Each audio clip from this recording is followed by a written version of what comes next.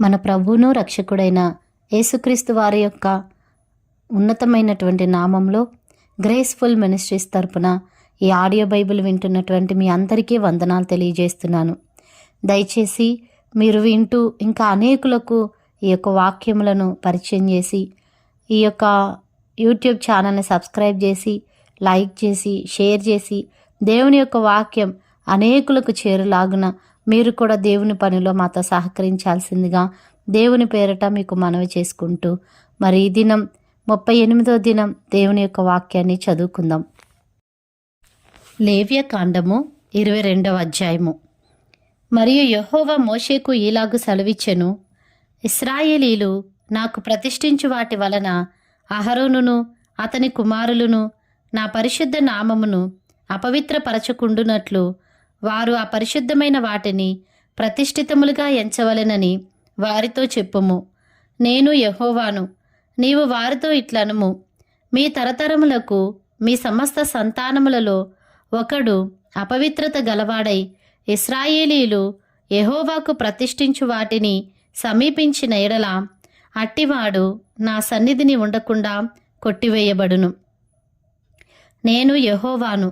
అహరోను సంతానములో ఒకనికి కుష్ఠైనను స్రావమైనను కలిగిన ఎడల అట్టివాడు పవిత్రత పొందు వరకు ప్రతిష్ఠితమైన వాటితో దేనిని తినకూడదు. శవము వలని అపవిత్రత గల దేనినైనను ముట్టువాడును, స్ఖలిత వీర్యుడును, అపవిత్రమైన పురుగునేమి, ఏదో ఒక అపవిత్రత వలన అపవిత్రుడైన మనుష్యునేమి ముట్టువాడును, అట్టి అపవిత్రత తగిలినవాడును సాయంకాలము వరకు అపవిత్రుడగును. అతడు నీళ్లతో తన దేహమును కడుక్కుని వరకు ప్రతిష్ఠితమైన వాటిని తినకూడదు. సూర్యుడు అస్తమించినప్పుడు అతడు పవిత్రుడగును. తరువాత అతడు ప్రతిష్ఠితమైన వాటిని తినవచ్చును. అవి వానికి ఆహారమే గదా. అతడు కళేబరమునైనను చీల్చబడిన దానినైనను తిని దాని వలన అపవిత్రపరచుకొనకూడదు. నేను యెహోవాను. కాబట్టి నేను విధించిన విధిని అపవిత్రపరచి దాని పాపభారమును మోసుకొని దాని వలన చావకుండునట్లు ఈ విధిని ఆచరించవలెను. నేను వారిని పరిశుద్ధపరచి యెహోవాను. అన్యుడు ప్రతిష్ఠితమైన దానిని తినకూడదు. యాజకుని ఇంట నివసించు అన్యుడే గాని జీతగాడే గాని ప్రతిష్ఠితమైన దానిని తినకూడదు. అయితే యాజకుడు క్రయధనమిచ్చి కొనినవాడును అతని ఇంట పుట్టినవాడును అతడు తిను ఆహారమును తినవచ్చును.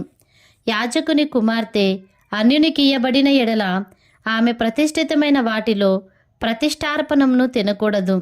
యాజకుని కుమార్తెలలో విధవరాలే గాని విడనాడబడినదే గాని సంతానము లేని ఎడల ఆమె తన బాల్యమందు వలె తన తండ్రి ఇంటికి తిరిగి చేరి తన తండ్రి ఆహారమును తినవచ్చును. గాని అన్యుడెవడునూ దాన్ని తినకూడదు. ఒకడు పొరబాటున ప్రతిష్ఠితమైన దానిని తినిన ఎడల వాడు ఆ ప్రతిష్ఠితమైన దానిలో 5వ వంతు కలిపి దానితో యాజకునికి ఇయ్యవలెను. ఇశ్రాయేలీలు ప్రతిష్ఠితమైన వాటిని తినుట వలన అపరాధమును భరింపకుండునట్లు తాము యెహోవాకు ప్రతిష్ఠించు పరిశుద్ధ ద్రవ్యములను అపవిత్రపరచకూడదు. నేను వాటిని పరిశుద్ధపరచి యెహోవానని చెప్పుము. మరియు యెహోవా మోషేకు ఇలాగు సెలవిచ్చెను, నీవు అహరోనుతోనూ అతని కుమారులతోనూ ఇశ్రాయేలీలందరితోనూ ఇట్లు చెప్పుము. ఇశ్రాయేలీల ఇంటివారిలోనే గాని ఇశ్రాయేలీల్లో నివసించు పరదేశుల్లోనే గాని ఎవడు యెహోవాకు దహనబలిగా స్వేచ్ఛార్పణములనైనను మ్రొక్కుబళ్లనైనను అర్పించునో వాడు అంగీకరింపబడినట్లు గోవులలో నుండి అయినను గొర్రెమేకలలో నుండి అయినను దోషము లేని మగదానిని అర్పింపవలెను. దేనికి కళంకముండునో దానిని అర్పింపకూడదు. అది మీ పక్షముగా అంగీకరింపబడదు. ఒకడు మ్రొక్కుబడిని చెల్లించుటకే గాని స్వేచ్ఛార్పణము అర్పించుటకే గాని సమాధాన బలిరూపముగా గోవునైనను గొర్రెనైనను మేకనైనను యెహోవాకు తెచ్చినప్పుడు అది అంగీకరింపబడినట్లు దోషము లేనిదై ఉండవలెను. దానిలో కళంకమేదియునుండకూడదు. గ్రుడ్డిదేమి, కుంటిదేమి, కొరతగలదేమి, గడ్డగలదేమి, గజ్జిరోగము గలదేమి, చిరుగుడు గలదేమి అట్టి వాటిని యెహోవాకు అర్పింపకూడదు. వాటిలో దేనిని బలిపీఠం మీద యెహోవాకు హోమము చేయకూడదు. కురూపి అయిన కోడెనైనను గొర్రెమేకల మందలోని దానినైనను స్వేచ్ఛార్పణమునుగా అర్పింపవచ్చును గాని అది మ్రొక్కుబడిగా అంగీకరింపబడదు. విత్తులు నులిపిన దానినే గాని, విరిగిన దానినే గాని, చితికిన దానినే గాని, కోయబడిన దానినే గాని యెహోవాకు అర్పింపకూడదు. మీ దేశములో అట్టి కార్యము చేయకూడదు. పరదేశి చేతి నుండి అట్టి వాటిలో దేనిని తీసుకొని మీ దేవునికి ఆహారముగా అర్పింపకూడదు. అవి లోపము గలవి, వాటికి కళంకములుండును. అవి మీ పక్షముగా అంగీకరింపబడవని చెప్పుము. మరియు యెహోవా మోషేకు ఇలాగూ సెలవిచ్చెను, దూడయే గాని, గొర్రెపిల్లయే గాని, మేకపిల్లయే గాని పుట్టినప్పుడు అది 7 దినములు దాని తల్లితో నుండవలెను. 8వ నాడు మొదలుకొని అది యెహోవాకు హోమముగా అంగీకరింపతగును. అయితే అది ఆవైనను గొర్రెమేకలలోనిదైనను మీరు దాని పిల్లను ఒక్కనాడే వధింపకూడదు. మీరు కృతజ్ఞతా బలియగు పశువును వధించినప్పుడు అది మీ కొరకు అంగీకరింపబడినట్లుగా దానిని అర్పింపవలెను. ఆనాడే దాన్ని తినివేయవలెను. మరునాటి వరకు దానిలో కొంచెమైనను మిగిలింపకూడదు. నేను యెహోవాను. మీరు నా ఆజ్ఞలను అనుసరించి వాటి ప్రకారము నడుచుకొనవలెను. నేను యెహోవాను. నా పరిశుద్ధ నామమును అపవిత్రపరచకూడదు. నేను ఇశ్రాయేలీలలో నన్ను పరిశుద్ధునిగా చేసుకొందును. నేను మిమ్మును పరిశుద్ధపరచు యెహోవాను. నేను మీకు దేవుడనై ఉండునట్లు ఐగుప్తు దేశంలో నుండి మిమ్మును రప్పించిన యెహోవానని చెప్పుము. లేవ్యకాండము 23వ అధ్యాయము. మరియు యెహోవా మోషేకు ఇలాగు సెలవిచ్చెను, నీవు ఇశ్రాయేలీలతో ఇట్లనుము, మీరు చాటింపవలసిన యెహోవా నియామక కాలములు ఇవే. ఈ కాలముల యందు మీరు పరిశుద్ధ సంఘములుగా కూడవలెను. నా నియామక కాలములు ఇవి. 6 దినములు పనిచేయవలెను. వారము 7వ దినము విశ్రాంతి దినము. అది పరిశుద్ధ సంఘపు దినము. అందులో మీరు ఏ పని అయినను చేయకూడదు. మీ సమస్త నివాసములయందు అది యెహోవా నియమించిన విశ్రాంతి దినము. ఇవి యెహోవా నియామక కాలములు. నియమించిన కాలములను బట్టి మీరు చాటింపవలసిన పరిశుద్ధ సంఘపు దినములు ఇవి. మొదటి నెల 14వ దినమున సాయంకాలమందు యెహోవా పస్కా పండుగ జరుగును. ఆ నెల 15వ దినమున యెహోవాకు పొంగని రొట్టెల పండుగ జరుగును. 7 దినములు మీరు పొంగని వాటినే తినవలెను. మొదటి దినమున మీరు పరిశుద్ధ సంఘముగా కూడవలెను. అందులో మీరు జీవనోపాధి అయిన ఏ పనియూ చేయకూడదు. 7 దినములు మీరు యెహోవాకు హోమార్పణము చేయవలెను. 7వ దినమున పరిశుద్ధ సంఘముగా కూడవలెను. అందులో మీరు జీవనోపాధి అయిన ఏ పనియూ చేయకూడదని వారితో చెప్పుము. మరియు యెహోవా మోషేకు ఇలాగు సెలవిచ్చెను, నీవు ఇశ్రాయేలీయులతో ఇట్లనుము, నేను మీకిచ్చుచున్న దేశమునకు మీరు వచ్చి దాని పంటను కోయినప్పుడు మీ మొదటి పంటలో ఒక పనను యాజకుని యొద్దకు తేవలెను. యెహోవా మిమ్మును అంగీకరించినట్లు అతడు యెహోవా సన్నిధిని ఆ పనను అల్లాడింపవలెను. విశ్రాంతి దినమునకు మరుదినమున యాజకుడు దానిని అల్లాడింపవలెను. మీరు ఆ పనును అర్పించు దినమున నిర్దోషమైన ఏడాది పొట్టేలును యెహోవాకు దహనబలిగా అర్పింపవలెను. దాని నైవేద్యము నూనెతో కలిపిన 2/10వ వంతుల గోధుమ పిండి. అది యెహోవాకు ఇంపైన సువాసన గల హోమము. దాని పానార్పణము 30 ద్రాక్షారసము. మీరు మీ దేవునికి అర్పణము తెచ్చు వరకు ఆ దినమెల్లా మీరు రొట్టె ఏమి, పేలాలేమి, పచ్చని వెన్నులేమి తినకూడదు. ఇది మీ తరతరములకు మీ నివాస స్థలములన్నిటిలో నిత్యమైన కట్టడ. మీరు విశ్రాంతి దినమునకు మరునాడు మొదలుకొని, అనగా అల్లాడించు పనను మీరు తెచ్చిన దినము మొదలుకొని 7 వారములు లెక్కింపవలెను. లెక్కకు తక్కువ కాకుండా 7 వారములు ఉండవలెను. 7వ విశ్రాంతి దినపు మరుదినము వరకు మీరు 80 దినములు లెక్కించి యెహోవాకు క్రొత్త ఫలముతో నైవేద్యము అర్పింపవలెను. మీరు మీ నివాసములలో నుండి తూములో 2 10వ వంతుల పిండి గల 2 రొట్టెలను అల్లాడించు అర్పణముగా తేవలెను. వాటిని గోధుమ పిండితో చేసి పులియబెట్టి కాల్చవలెను. అవి యెహోవాకు ప్రథమ ఫలముల అర్పణము. మరియు మీరు ఆ రొట్టెలతో నిర్దోషమైన 7 ఏడాది మగగొర్రె పిల్లలను, 1 కోడెదూడను, 2 పెద్ద పొట్టేలను అర్పింపవలెను. అవి వారి నైవేద్యములతోనూ వారి పానార్పణములతోనూ దహన బలి అయి యెహోవాకు ఇంపైన సువాసన గల హోమమగును. అప్పుడు మీరు మేకలలో 1 పోతును పాప పరిహారార్థ బలిగా అర్పించి 2 ఏడాది గొర్రెపిల్లలను సమాధాన బలిగా అర్పింపవలెను. యాజకుడు ప్రథమ ఫలముల రొట్టెలతో వాటిని ఆ 2 పొట్టేలను యెహోవా సన్నిధిని అల్లాడింపవలెను. అవి యెహోవాకు ప్రతిష్ఠింపబడినవై యాజకుని వగును. ఆనాడే మీరు పరిశుద్ధ సంఘముగా కూడవలెనని చాటింపవలెను. అందులో మీరు జీవనోపాధి అయిన ఏ పనియు చేయకూడదు. ఇది మీ సమస్త నివాసములలో మీ తరతరములకు నిత్యమైన కట్టడ. మీరు మీ పంట చేను కోయినప్పుడు నీ పొలము యొక్క ఓరలను పూర్తిగా కోయకూడదు. నీ కోతలో రాలిన పరిగెను ఏరుకొనకూడదు. బీదలకును పరదేశులకును వాటిని విడిచిపెట్టవలెను. నేను మీ దేవుడినైన యెహోవాను. మరియు యెహోవా మోషేకు ఇలాగు సెలవిచ్చెను, నీవు ఇశ్రాయేలీయులతో ఇట్లనుము, 7వ నెలలో మొదటి దినము మీకు విశ్రాంతి దినము. అందులో జ్ఞాపకార్థ శృంగధ్వని వినినప్పుడు మీరు పరిశుద్ధ సంఘముగా కూడవలెను. అందులో మీరు జీవనోపాధి అయిన ఏ పనియు చేయట మాని యెహోవాకు హోమము చేయవలెను. మరియు యెహోవా మోషేకు ఇలాగు సెలవిచ్చెను, ఈ 7వ నెల 10వ దినము పాపము నిమిత్తమైన ప్రాయశ్చిత్తార్థ దినము. అందులో మీరు పరిశుద్ధ సంఘముగా కూడవలెను. మిమ్మును మీరు దుఃఖపరుచుకొని యెహోవాకు హోమము చేయవలెను. ఆ దినమున మీరు ఏ పనియూ చేయకూడదు. మీ దేవుడైన యెహోవా సన్నిధిని మీరు మీ నిమిత్తము ప్రాయశ్చిత్తము చేసుకొనుటకై అది ప్రాయశ్చిత్తార్థ దినము.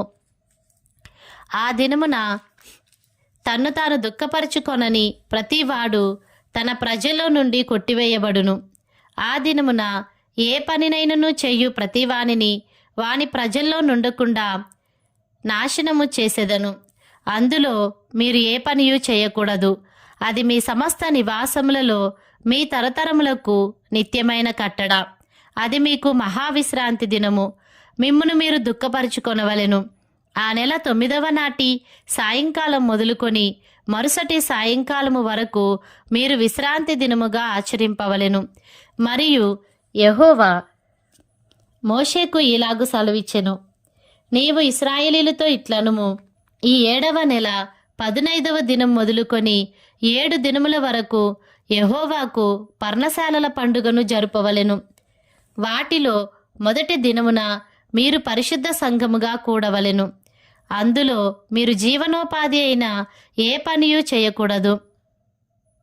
7 దినములు మీరు యెహోవాకు హోమం చేయవలెను. 8వ దినమున మీరు పరిశుద్ధ సంఘముగా కూడి యెహోవాకు హోమార్పణము చేయవలెను.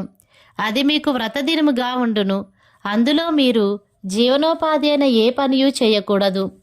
యెహోవా నియమించిన విశ్రాంత దినములు కాకయు, మీరు దానములనిచ్చు దినములు గాకయు, మీ మ్రొక్కుబడి దినములు గాకయు, మీరు యెహోవాకు స్వేచ్ఛార్పణములనిచ్చు దినములు గాకయు, యెహోవాకు హోమద్రవ్యమునేమి, దహనబలి ద్రవ్యమునేమి, నైవేద్యమునేమి, బలినేమి, పానీయార్పణములనేమి అర్పించుటకై పరిశుద్ధ సంఘపు దినములుగా మీరు చాటింపవలసిన యెహోవా నియామక కాలములు ఇవి.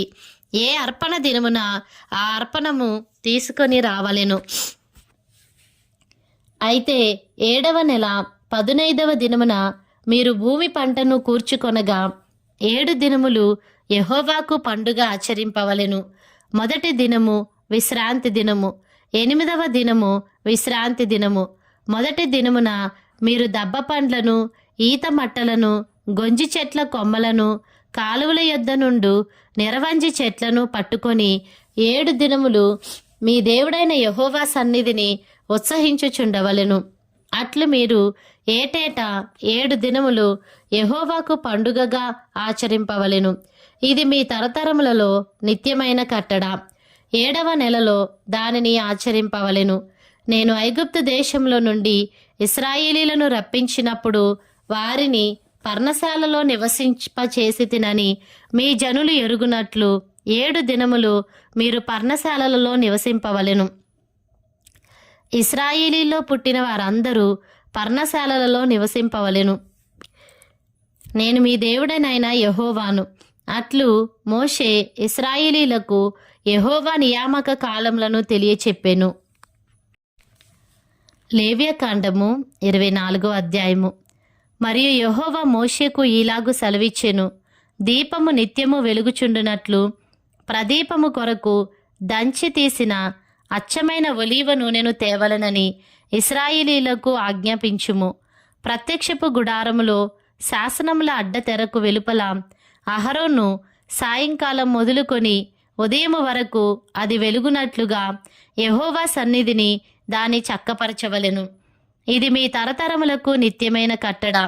అతడు నిర్మలమైన దీపవృక్షము మీద ప్రదీపములను యెహోవా సన్నిధిని నిత్యము చక్కపరచవలెను. నీవు గోధుమల పిండిని తీసుకొని దానితో 12 భక్ష్యములను వండవలెను. ఒక్కొక్క భక్ష్యమున సేరు పిండి ఉండవలెను. యెహోవా సన్నిధిని నిర్మలమైన బల్ల మీద ఆరేసి భక్ష్యములు గల 2 దొంతులుగా వాటిని ఉంచవలెను. ఒక్కొక్క దొంతి మీద స్వచ్ఛమైన సాంబ్రాణి ఉంచవలెను. అది యెహోవా ఎదుట మీ ఆహారమునకు జ్ఞాపకార్థమైన హోమముగా ఉండును. యాజకుడు ప్రతి విశ్రాంతి దినమున నిత్య నిబంధనను బట్టి ఇశ్రాయేలీల యొద్ద దాన్ని తీసుకొని నిత్యము యెహోవా సన్నిధిని చక్కపరచవలెను. అది అహరోనుకును అతని సంతతి వారికిని ఉండవలెను. వారు పరిశుద్ధ స్థలములో దాన్ని తినవలెను. నిత్యమైన కట్టడ చొప్పున యెహోవాకు చేయు హోమములలో అది అతి పరిశుద్ధము. ఇశ్రాయేలీ రాగులగు ఒక స్త్రీకిని ఐగుప్తీయుడగు ఒక పురుషునికిని పుట్టినవాడొకడు ఇశ్రాయేలీల వద్దకు వచ్చెను. ఆ ఇశ్రాయేలీ రాలి కుమారునికిని ఒక ఇశ్రాయేలీనికిని పాళెములో పోరుపడగా ఆ ఇశ్రాయేలీ రాలి కుమారుడు యెహోవా నామమును దూషించి శపింపగా జనులు మోషే యొద్దకు వాని తీసుకొని వచ్చిరి. వాని తల్లి పేరు షెలోమీతు. ఆమె దాను గోత్రీకుడైన దిబ్రీ కుమార్తె. యెహోవా ఏమి సెలవిచ్చునో తెలుసుకుని వరకు వానిని కావలిలో ఉంచిరి. అప్పుడు యెహోవా మోషేకు ఇలాగు సెలవిచ్చెను. శపించిన వానిని పాళెము వెలుపలకి తీసుకుని రమ్ము. వాని శాపవచనమును వినిన వారందరూ వాని తల మీద తమ చేతులుంచిన తరువాత సర్వ సమాజము రాళ్లతో వాని చావగొట్టవలెను. మరియు నీవు ఇశ్రాయేలీలతో ఇట్లనుము, తన దేవుని శపించువాడు తన పాపశిక్షను భరింపవలెను. యెహోవా నామమును దూషించువాడు మరణశిక్ష నొందవలెను. సర్వ సమాజము రాళ్లతో అట్టివానిని చావగొట్టవలెను. పరదేశీయే గాని స్వదేశీయే గాని యెహోవా నామమును దూషించిన ఎడల వానికి మరణశిక్ష విధింపవలెను. ఎవడైనను ఒకనిని ప్రాణహత్య చేసిన ఎడల వానికి మరణశిక్ష విధింపవలెను. జంతు ప్రాణహత్య చేసినవాడు ప్రాణమునకు ప్రాణమిచ్చి దాని నష్టము పెట్టుకొనవలెను. ఒకడు తన పొరుగువానికి కలంకము కలుగజేసిన ఎడల వాడు చేసినట్లు వానికి చేయవలెను. విరుగగొట్టబడిన దాని విషయంలో విరగొట్టబడుటయే శిక్ష. కంటికి కన్ను పంటికి పళ్ళు చెల్లవలెను. వాడు ఒకనికి కలంకము కలుగజేసినందున వానికి కలంకము కలుగజేయవలెను. జంతువును చావగొట్టినవాడు దాని నష్టము నిచ్చుకొనవలెను. నరహత్య చేసిన వానికి మరణశిక్ష విధింపవలెను. మీరు పక్షపాతము లేక తీర్పు తీర్చవలెను. మీలోనున్న పరదేశికిని మీరు చేసినట్టు మీ స్వదేశికిని చేయవలెను. నేను మీ దేవుడినైన యెహోవానని వారితో చెప్పుము అనెను. కాబట్టి మోషే ఇశ్రాయేలీలతో ఇలాగు చెప్పెను. శపించిన వానిని పాలెము వెలుపలికి తీసుకొని పోయి రాళ్లతో వాని చావగొట్టవలెను. యెహోవా మోషేకు ఆజ్ఞాపించినట్టు